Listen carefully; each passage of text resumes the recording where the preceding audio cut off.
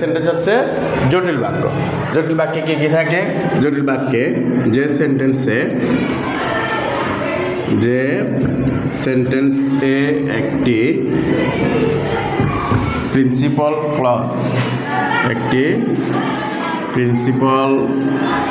Clause এবং এক বা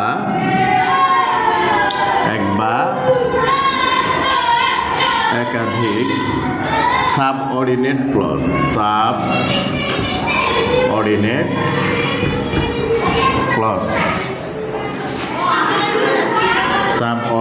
ক্লজ থাকে তাকে কমপ্লেক্স সেন্টেন্স বলে।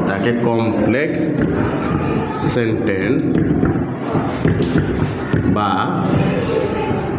জটিল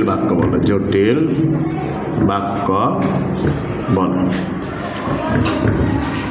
অর্থাৎ কমপ্লেক্স সেন্টেন্সে দুটি বাক্যাংশ থাকবে, একটি হবে সাবঅর্ডিনেট ক্লজ, আরেকটি হবে প্রিন্সিপাল ক্লজ। প্রথমে একটা সাবঅর্ডিনেট ক্লজ থাকে, পরে একটা প্রিন্সিপাল ক্লজ থাকে। অর্থাৎ একটি প্রধান বাক্যাংশ থাকে এবং একটি অপ্রধান বাক্যাংশ থাকে। যেমন আমরা এখানে একটা উদাহরণ দিতে পারি, যেমন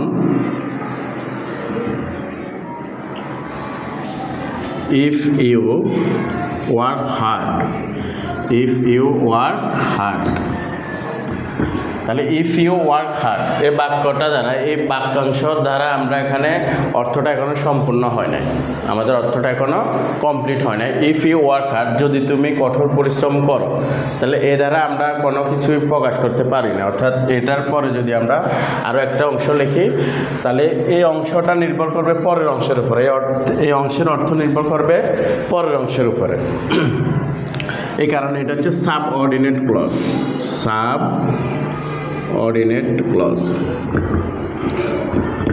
অর্থাৎ এটা হচ্ছে একটি অপ্রধান বাক্যাংশ। If you work hard, you will shine in life, তুমি জীবনে ভালো করবে, তুমি জীবনে ভালো কিছু করবে। এটা হচ্ছে প্রিন্সিপাল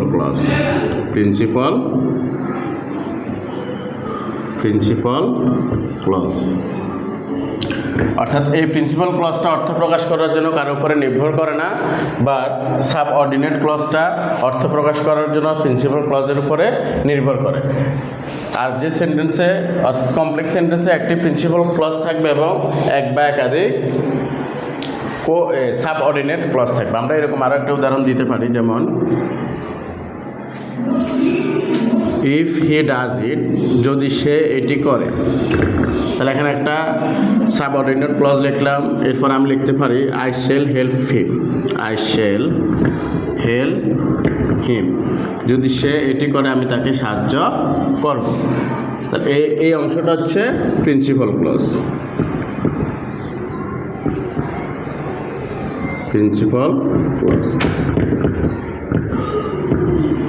অর্থাৎ কমপ্লেক্স সেন্টেন্স আমাদেরকে চিনতে হলে প্রথমে আমাদেরকে শুধু একটা কথাই মনে রাখতে হবে, কমপ্লেক্স সেন্টেন্স চিনতে হলে কমপ্লেক্স সেন্টেন্সে দুটো বাক্যাংশ থাকবে। একটা বাক্যাংশ হবে প্রিন্সিপাল ক্লজ এবং আরেকটা বাক্যাংশ হবে সাবঅর্ডিনেট ক্লজ।